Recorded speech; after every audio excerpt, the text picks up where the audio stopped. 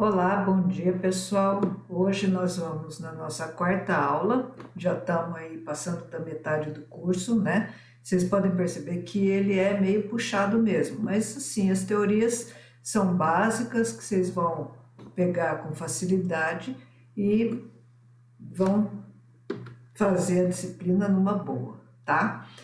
Ó, hoje nós vamos falar de cortes, cotas e achuras. Ah, vocês devem estar perguntando que hoje eu não trouxe ninguém para ajudar a gente, né? Na verdade, eu vim com a camiseta do Super-Homem, aqui ou Supergirl, se vocês quiserem, e eu que vou ser a heroína hoje, tá? Vamos falar de cortes, cotas e achuras. O que é um corte? Corte é uma vista seccionada interna de um objeto que permite revelar detalhes desse objeto, gerado por um plano que passa por esse objeto e evita acúmulo de linhas na vista. Tá? Então, esse exemplo que vocês estão vendo é de uma peça. Na hora que eu vou desenhar esse corte, é como se eu estivesse literalmente cortando esse objeto e desenhando essa imagem desse corte, ok? O corte ele elimina o que tem entre o plano de corte e o observador. Então, como vocês podem reparar nesse desenho embaixo, ele está mostrando exatamente aonde você vê, tá? Sendo que as linhas que estão passando pelo corte são mais fortes e as outras linhas são mais fracas, com grafite B. O plano de corte deve ser representado na vista com linha, tá? Então, se vocês observarem aqui, o corte B, ele está passando naquela medida e ele tem uma linha que está passando por ela. Essa linha que vai ser onde está passando o corte, ok? O sentido da observação deve ficar claro. Sentidos diferentes podem gerar cortes diferentes. Então, na hora que vocês olham esse desenho do lado esquerdo embaixo, eu tenho o corte AA e o corte BB. Então, no corte AA, exatamente aonde está passando essa linha, virando para baixo, é o que eu vou estar representando. E no corte BB, é exatamente onde está passando essa linha de B para cima que eu vou estar representando. Eu represento tudo que eu estou vendo. A parte achurada é onde está o corte e a parte de cima é onde eu estou vendo esse corte, ok? Nessa imagem dá para talvez a gente ter uma noção melhor. Então eu tenho essa peça que parece um L deitado e eu vou estar passando um plano secante no meio desse bloquinho que parece um L, tá? Como aparece na perspectiva embaixo. O desenho do corte, ele vai aparecer como corte AB, nesse caso, toda achurada, tá ok? Então, como que eu represento? Eu ponho a letra A e B, passando o plano, que pode ser representado por uma linha em ponto, e ponho a direção pelo qual eu estou vendo o objeto. A direção pelo qual eu cortei, estou olhando o objeto. Nesse outro objeto, talvez dê para ficar um pouco mais claro se a gente tiver outros tipos de detalhes. Então, nesse desenho à esquerda em cima, eu tenho o desenho do objeto inteiro. O segundo desenho, eu tenho o desenho com o plano secante. E o terceiro desenho, eu tenho o corte do objeto, ok? Embaixo, eu estaria passando o corte em outro lugar. No caso aqui, no sentido transversal. Então, o meu desenho vai ser simplesmente a parte achurada no corte CD, que vocês estão vendo, e em cima eu estou vendo a imagem de parte do desenho. Então, eu represento isso com uma linha um pouco mais fraca. E eu sempre represento aonde eu estou fazendo o corte em planta ou em vista superior, se vocês preferirem, tá? Quando a gente está representando um corte, ele não necessariamente tem que ser uma linha contínua e reta, tá? Ele pode ter quebras nessa representação de onde eu estou passando o corte. Então, se vocês observarem aqui nesse desenho embaixo, ele está mostrando o corte AA, que está começando pelo lado esquerdo, passando pelo orifício, depois ele dá uma desviada e desce pelo eixo do outro orifício deitado, tá? Então, essa representação, ela também é possível, não tem problema, ok? As superfícies seccionadas pelo plano secante devem ser representadas com achura, tá? Então, assim, aonde eu estava passando esse plano secante é onde eu vou estar achurando o meu desenho.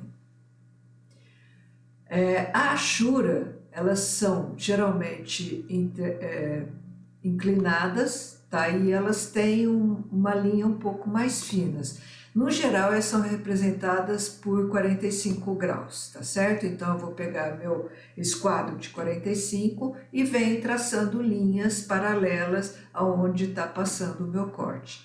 Dependendo do meu material, eu vou estar fazendo diferentes tipos de achuras. Então, por exemplo, aqui eu tenho um exemplo de achuras, né? Então, o ferro eu faço paralelas, o aço eu faço paralelas, duas linhas paralelas, tá? Mais próximas e a outra mais distante.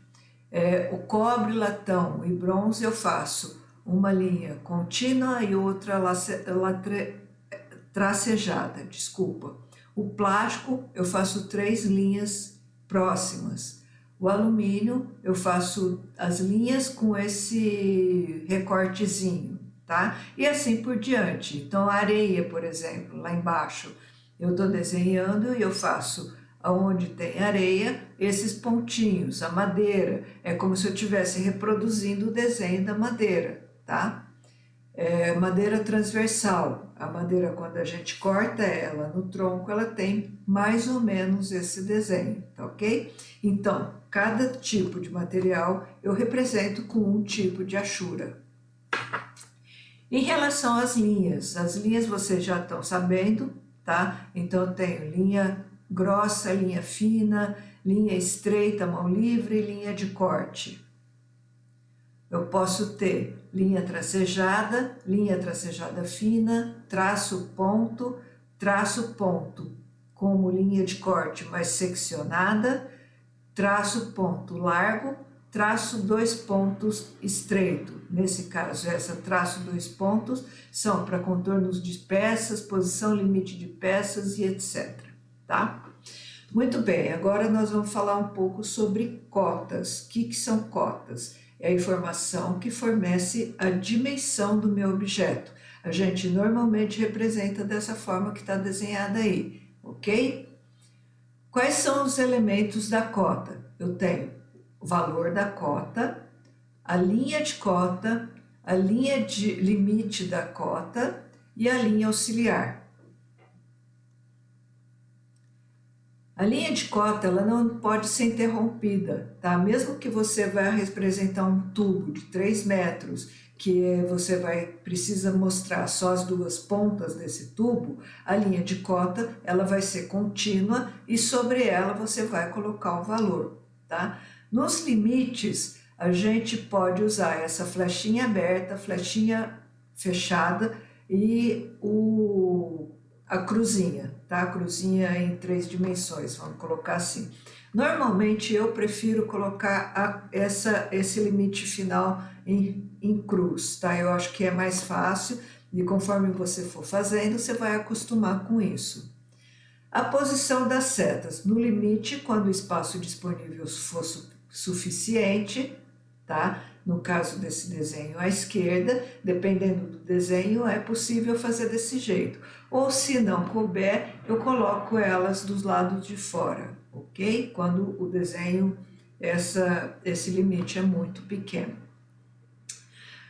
Posição das cotas. Elas não tocam a linha de cota, tá? Então, assim, quando eu escrevo o meu valor da minha cota, eu posso estar colocando ele na parte superior da minha linha ou dentro da minha linha, ok?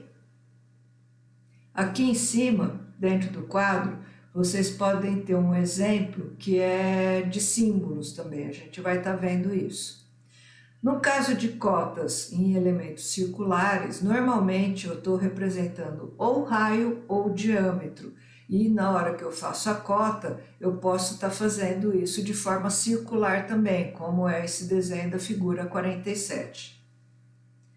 Esse daqui é um outro exemplo de cota. Então, nesse caso, eu estou representando o valor do raio dessas circunferências, ok? Porque para eu construir esse desenho, provavelmente eu vou precisar desse raio e aí fazer essas concordâncias.